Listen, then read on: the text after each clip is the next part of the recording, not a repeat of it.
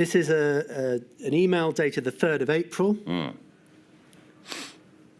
That person you heard sniffing was Michael Gove, and he's being questioned at the COVID inquiry concerning PPE requirements. I've just spoken to David Mellor, brackets, a good friend of Michael Gove, who was asked to source PP3 masks in China. He's managed to do so and has been given a verbal commitment of 40 million masks. This, as you'll see below, has come through the MOD, not sure why.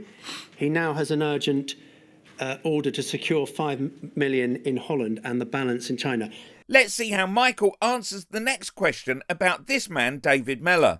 Now, you would say, would you, Mr. Gove, that the reference to Mr. Mellor being a good friend of yours is to signal that any form of favouritism must be scrupulously avoided? Is that why it's included in the email? Well, I don't know why Andrew, who's someone for whom I have the highest regard, would have put that in. It may have been to close the loop or to provide additional information.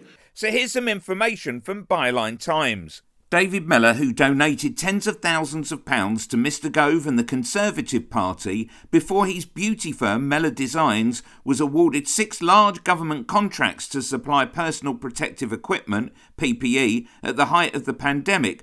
It includes the period Mellor successfully negotiated the mass supply of PPE with the Cabinet Office, which is responsible for government procurement, and in which Gove was at the time a minister.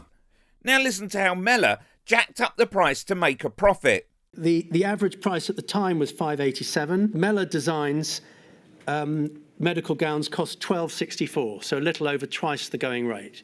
Were you aware of that? No. We'll be looking at Mellor in depth and his friendship with Gove in a future video. Click here for another PPE company who screwed over the public.